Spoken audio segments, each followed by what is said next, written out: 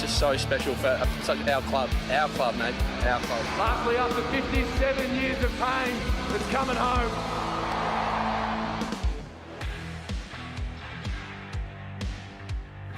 Hey there, TJ here, and welcome to Yeah The Dees, where I'm going through our round 19 win against the Crows at the MCG on Sunday, the 23rd of July. And it got a lot closer than I thought it would towards the end. It felt like a pretty comfortable game to watch.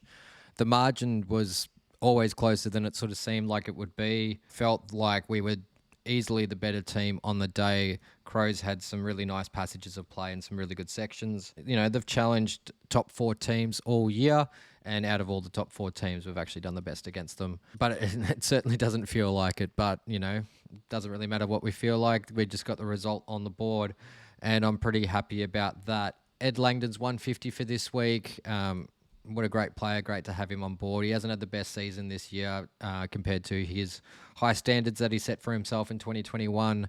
But a solid game from him today. I thought he was a great contributor. So that was the big news for the week, with that being a nice celebration. The rest of the news has pretty much just been dominated by Brody Grundy being down in the VFL. I thought he did pretty well on the weekend, and I'll go through his game when I go through the VFL report a bit later. Yeah, just the media around this is just absolutely crazy, eh? It's ridiculous. So I'll talk about his contract now, just because I know everyone's really interested in all that talk, because of that's what's the AFL media is just pushing out at the moment. That, you know, today I was just listening to SEN and heard that Ken Hinkley's apparently given him a call and wants him to come over and all that sort of stuff. And when it actually comes down to it, Melbourne's in the driver's seat here. And if we're saying we want to keep Brody Grundy, then he has a contract with us, and we can hold him at our club if we need to, like how Geelong held on to Tim Kelly. And that's the kind of situation that I see that. There has been no indication that Melbourne wants to move Brody Grundy on, and that's where it's staying. But of course, saying that Melbourne don't want to move Brody Grundy on doesn't sell papers. Saying that he might go to Port Adelaide or GWS or some other club, that sells papers, or clicks, I should say. And yeah, just really sad that that's been dominating the news. But yeah, we've got control here if we want to hold on to Grundy and keep things the way that it is for next season, which I most likely think that'll be pretty much it. We'll hold on to him. We'll keep him. He's a good asset, and he's been training in that second tall role with the forward group. We need to unleash Max into this role. So just speaking of that, let's get into the way the team's lined up for the game. I know Simon is a little bit weird with the way that he puts out his teams, but generally after the game, they sort of equalise into a bit more of what we sort of saw. So we've got a backup defender, a backup midfielder, a backup small forward, and then a backup forward. And that's generally how Simon likes to put his benches together, because between Cade Chandler, Taj Woden, Alex Neil-Bullen, Cozzy Pickett, Tom Sparrow, whilst Tom Sparrow is going to be getting some midfield minutes, one role is a resting midfield role. Like, Cade is rotating with these players because they run up and down the ground all day. That then leaves us with Jake Melksham, Jacob Van Rooyen, and Ben Brown. So Jacob Melksham's playing the Fritsch role, Ben Brown's playing mainly the full forward role, and Jacob Van Rooyen's playing that second ruck role where you have to play as a forward as well. This role here is what Brody Grundy is training for. Jacob Van Rooyen, as great as he is, he's very, very young and will probably get exposed in finals, where Brody Grundy is a much more experienced player, stronger ruckman, although Jacob's actually done a really good job in the ruck the last 2 weeks. That's the role that I see Brody Grundy taking. And then I see Fritsch coming in for Jake Melksham when he's fit. And as long as Ben Brown's fit, he's definitely the best option for us at full forward. I know he lumbers around a lot. I know he annoys a lot of supporters because they don't see him able to do what a Alex Neil-Bullen or a Cozzy Pickett can do on defense, but that's because he's a completely different player. You know, he's a run and lead player. He straightens us up. We've been so much better moving forward since he's been in the side because he can organise those forwards for us. He's number one option for Simon. He wants Ben Brown in the side. He knows what he can bring to the club, and also he's a great goal kicker. So that's where Brody Grundy is going to sit. It's going to sit in that role. Jacob's he's a young player. He'll get pushed out towards finals. I can just forecast that happening. And then when Clayton Oliver comes back, he's just going to take Taj's spot, I would say. And James Jordan would move there, or Kate Chandler would move there. Yeah. Very happy with this lineup. Very happy to see Tomlinson come back into the side for an injured Petty. He's been in really, really good form, and it's good to see him get rewarded. With Charlie Spargo not being in good form, Kate Chandler coming back in was definitely the right choice, and he capitalised, able to kick 3 goals in this game, which was fantastic. And that's what we want to see. We want to see some pressure on spots.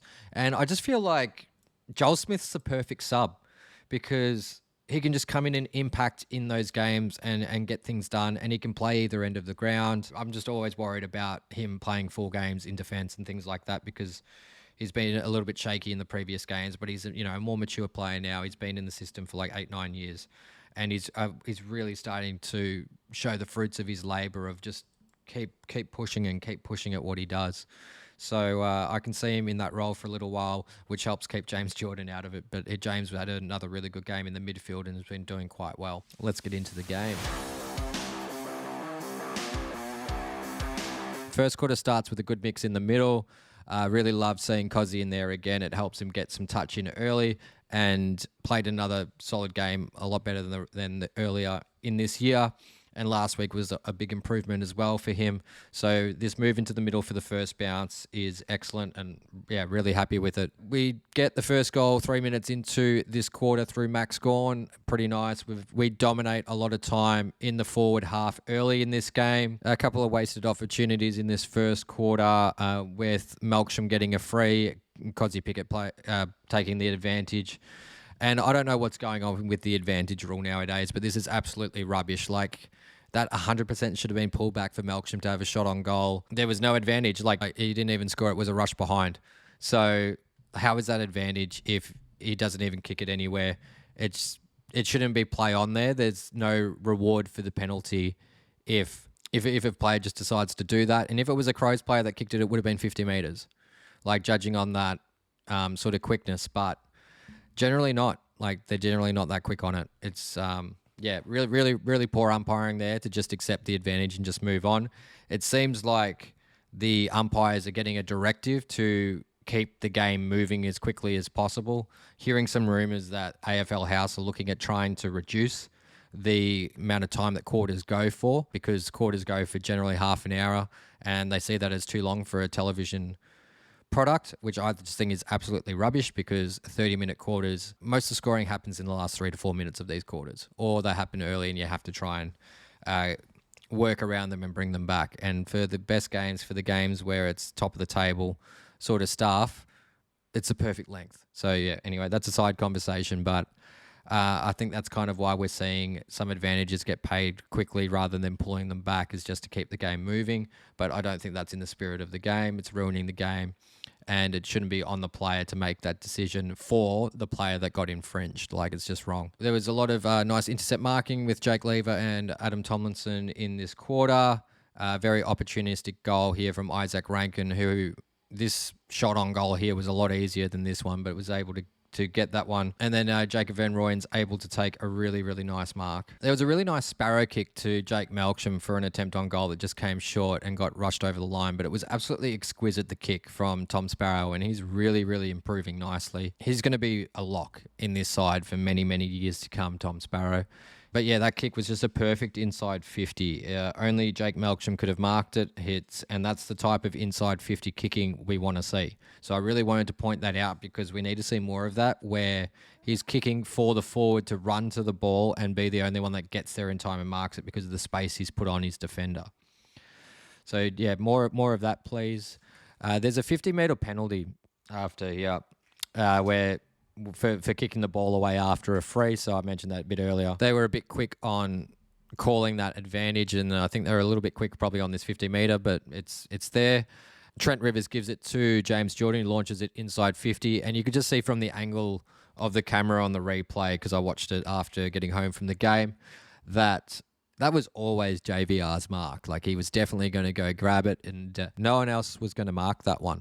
Not a chance at all. So great goal there from Jacob Van Rooyen with 2 minutes 20 to go in the quarter. It was a low-scoring first quarter. We kicked 2-2-14 to the Crows 1-4-10. So we had 4 shots on goal and they had 5. So in the end, in terms of dominance with the ball, it was pretty 50-50. Crows missed a couple of gettable shots in that quarter after we dominated possession for the first 10 minutes and couldn't capitalise ourselves. So we go into the second quarter, 4 points up. Cozzy gets first touch again in there. There's some really nice dash from Rivers down the wing to Cozzy, who kicks it inside 50 for Chandler's first goal and the first goal of the quarter. Really, really great running here. Great spread from the team. This is what we want to see from our small forwards. They did really, really well to open up this goal early and have a great start. Isaac Rankin kicks it behind.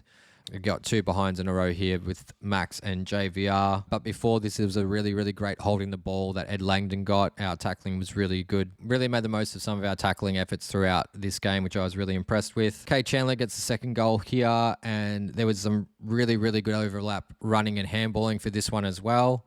So also really impressed. This is the type of stuff we want to be seeing at this time of the year as we propel ourselves towards finals. So we hadn't seen a lot of sort of running and overlapping like that in the sort of previous sort of weeks when we were, doing a lot of load training, just a bit more tired throughout those games and just not really having our connection. So it's really good to see these ones. And then we get back-to-back goals from Jake Melksham here. This was so quick, I missed it when I was at the game. I went to the bathroom. I thought, it's like, oh yeah, Chandler's kicked a goal. I've got enough time to go to the bathroom. Came back and we'd set up in the middle. I was like, gee, that took a while to set up for the bounce. And my dad's like, nah, we kicked another goal. And this when I watched it on replay to enjoy it, I could actually see that this Jake Melksham goal is exactly the type of footy that we try to play all the time. Spread out from the centre bounce, handballs out, overlap running and forward, and then kicking it over the back of the defence that they have set up for an easy mark and goal for Jake Melksham. We haven't seen a lot of this since Clayton Oliver's come out. We haven't seen a lot of centre bounce breakouts that are very, 2021 Melbourne final series. So it's the type of footy that we want to see the D's doing. So hopefully more of that, please. The second goal was nice as well. Levers intercept and then hot step right near the boundary to get it going. Kicking it up forward, Max Gorn bringing it to ground, Cozzy kicking it off the ground into Neil Bullen's hands, and then getting it into the forward 50 where I'm pretty sure it was Jordan got it to Chandler, who handballed to Melksham, and get another goal on the board. And this is just a really nice run to create a good buffer here, taking us to about 25 points or so. And then, sort of similar to the first quarter, Adelaide started to get a bit more run with the ball. They had quite a few chances on goal here, and they missed quite a few. They kicked 2 goals, 5 for the quarter. And it would have been a lot tighter going into halftime if they had have been a bit straighter with these shots on goal. But that's footy. Like it really seems like our story for this year is all about kicking accuracy. We changed our kicking coach to be Mark Williams at the start of the year and really focus on that. We started off the year well. Our kicking's dropped off completely, and now it's come back up. So it seems like that's just going to be the story of the rest of our season, is whichever team's winning is just going to be whichever team kicks better. So, we got a 29-point lead at that stage, and then, kind of just ran out the rest of the quarter without having too much offense, which is a little bit disappointing. But the Crows, they took a very long time to get their second goal on the board here through Taylor Walker. This whole thing, Crows have 6 shots on goal for 2 goals 4. That could have easily been 4 goals too with some of the chances that they had and just some really poor kicking. But we kicked 4-2-26 to the Crows, 2-5-17 for that quarter. We win the quarter by 13 and lead by 17 points. It, got out to the 30, but the Crows were able to peg it back. So this third quarter, I got really comfortable with this run. I just felt like we dominated this first half, got goals through Jack Viney, Keziah Pickett, getting 2 of them in a row, which was fantastic. And then Isaac getting his third, and we answered back right away. So at this point of this goal, I was feeling pretty cruisy. Then Adelaide got 2 more, and we answered back quickly there with Max Gorn. So I thought going into this last quarter, I thought we'd be pretty good. We kicked 5-3. So 33 points to Crows, 3 goals 4. So we kicked more. We extended the lead from the previous quarter into that quarter. So going from 13 to 22 points. And I was thinking this would be a nice cruisy last quarter. I thought we'd just coast on through to a win. I had sort of checked out a little bit of the game. I was just chatting to friends. I was up in the Melbourne lounge in this great southern stand, getting some free beers and free food and just chatting with some peeps there. And then this avalanche happened of Adelaide goals where they kicked 4 in a row. And I was just like, what's going on here? And it seems really, really shocking. But when you actually look at it and look at the amount of goals that the amount of goals that the Crows had throughout this, all they did was just kick straight in this last quarter. They kicked 7 goals, 2 from 9 shots, which is just absolutely ridiculous.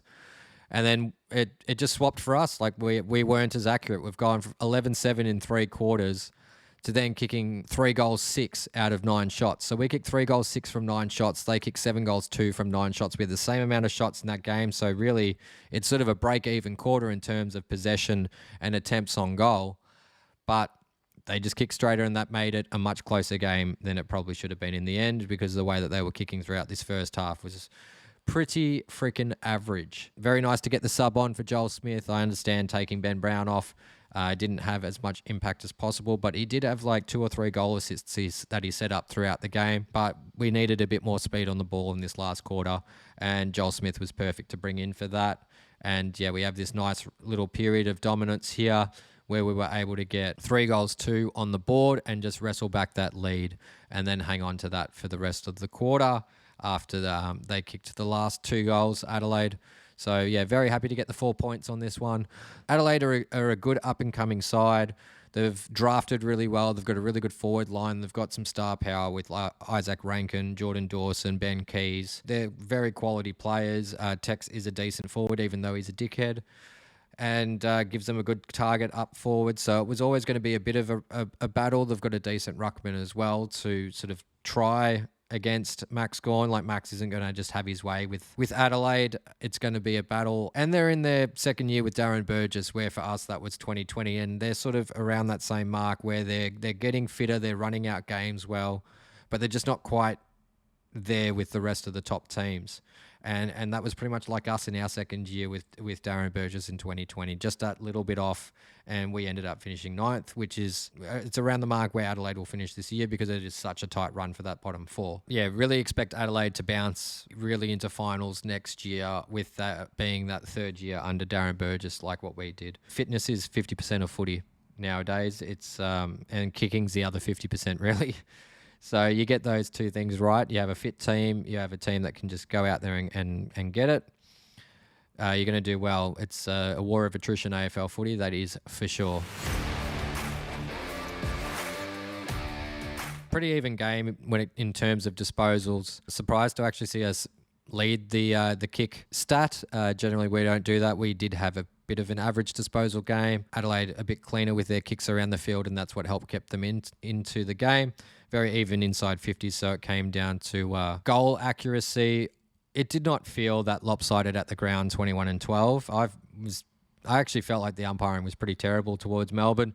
And then I got on Twitter and went, whoa, look at that. Apparently we have a Vic bias here and all that sort of stuff.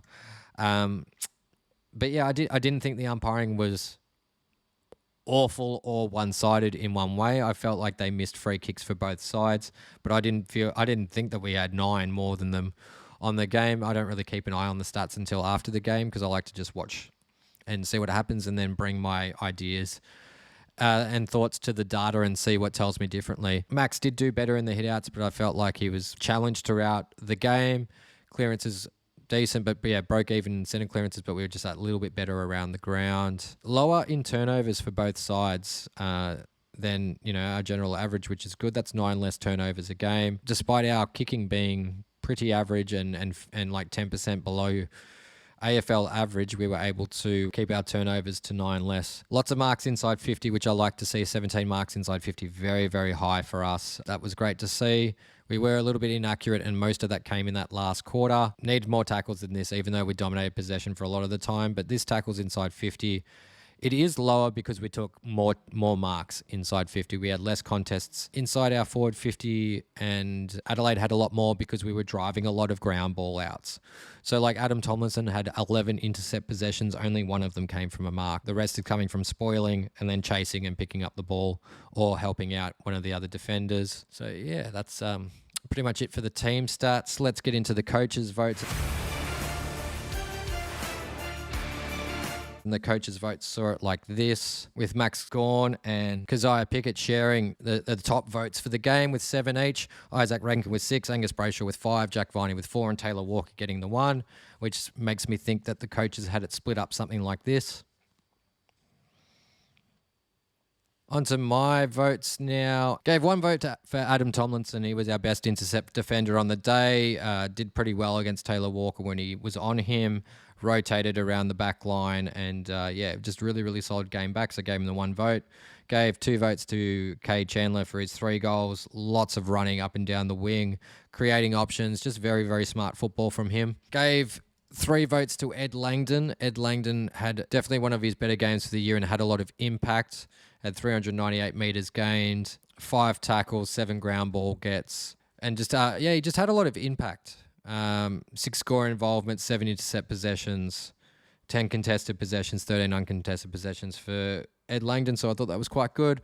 Cozzy Pickett gave him the 4 votes for his 3 goals. He had 3 inside 50s, 11 score involvements, 4 tackles with his 20 disposals, and 2 goals, 3 for the game. He was back to the Cozzy that we sort of know, and that's what we want.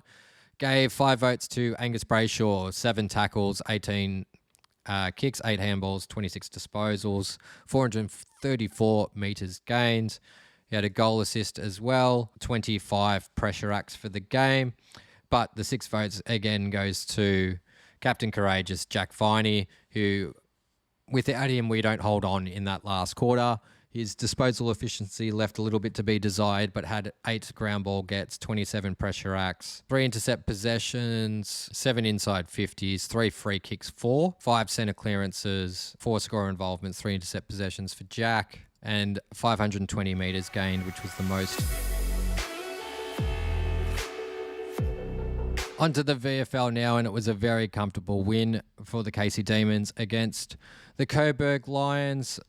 Kept Coburg goalless in the first quarter, and we had 9 shots on goal. It could have been a lot more nasty if we had have been kicking straighter. They pretty much kicked our first quarter score in the second quarter, but we were able to put on practically the same amount as the first as well. So, just a dominant game. Very, very easy to watch. Just had it on the TV while I was making some notes. And, just cruised through for a 42-point victory. There was a lot less Melbourne listed players playing in this game than we generally have. So it was good for a dominant side here. Coburg not having the best year either, but that's just VFL footy for standalone sides. Spargo, probably one of the better ones on the ground. Some people have said that he's best on ground, but I felt like it was a pretty even performance between a lot of players. Luke Dunstan kicked an amazing goal. It was absolutely wow. Josh Shackey kicked his 100th VFL goal after 43 games in the VFL in his career. Had a solid contribution. Hibbard looked amazing from in the back line. He looks like he's fit and firing. Farrell did a good job in the ruck. He was pretty good. Jefferson kicked 2 goals, 3. Had plenty of opportunity to have shots on goal. I think he's developing very, very well. James Harms was decent in the midfield without being super amazing, I guess. It's just a Harms game where he just tries really, really, really hard. Zane Dursma, up-and-coming draftee, played in the Under-18 Championships last week or the week before, whenever it was, and barely touched it for the first half, just couldn't really quite get near it. He had 3 touches and 2 of them came from marks at halftime. But yeah, we get to the person that we really want to talk about, which is Brody Grundy. He had 12 touches, 4 marks, kicked 1 goal, 3 from 5 shots at goal. The goal he kicked was out of a boundary throw-in, and that's what we want to see. We want to see Ruckman capitalising on boundary throw-ins inside 50 and trying to kick goals.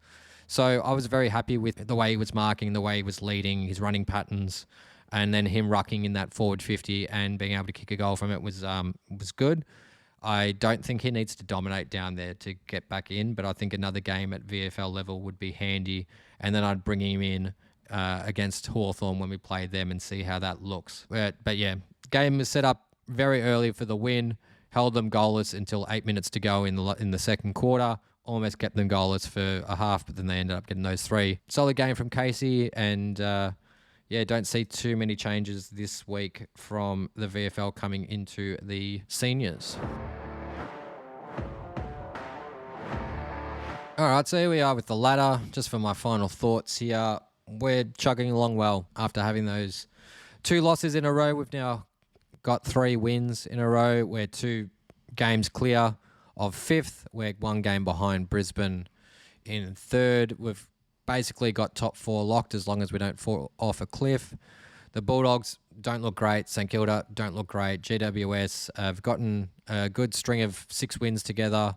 especially because we just dropped that game we shouldn't have against them. So they've bounced back in. Geelong got Fremantle this week, so they should be fine to stay in the 8.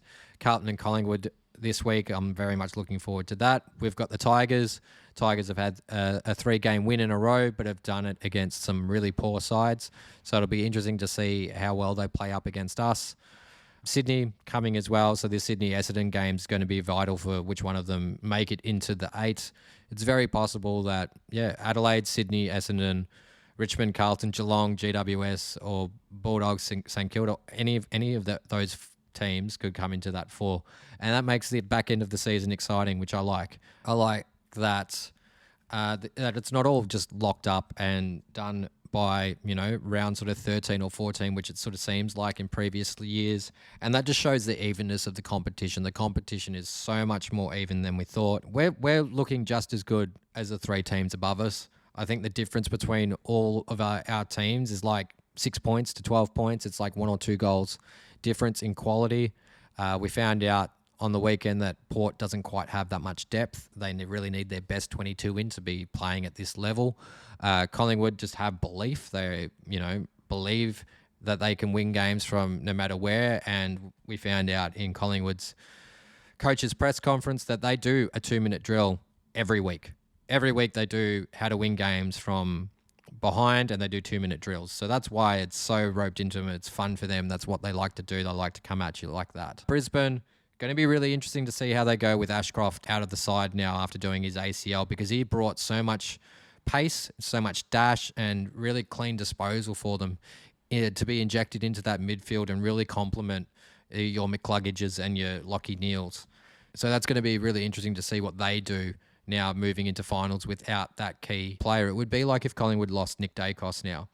But the thing is that for a lot of those clubs, they are playing as close to their best 22 as they can, where we're missing our best midfielder and our best forward. So imagine how much better we're going to be, and we're going to look where, we've won 3 in a row now. We've been able to correct and empower our midfield without Clayton Oliver in there, and then empower our forward line. We've placing Christian Petrarca in there a bit, showing a bit more flexibility, and that's going to put us in really good stead for finals. So, really excited for the game against Richmond. Really excited to see how we go and how we use our midfield in that game. I think our defence will just do what it normally does and hold up, and we'll do some good things. So, thank you very much for watching this week's episode of Yeah The Dees. Leave your thoughts about the game in the comments below, and I'll chat to you next week. Petrarca! Oh, wow! How good is that? Sparrow to make it a 3-goal, 3-pointer Adelaide. He's got it! Surely not another one. Handball to Oliver. Streaming through. Bang! Bang, bang, bang! Melbourne are the premiers for 2021! And it's just so special for our club, mate, our club. Lastly, after 57 years of pain, it's coming home.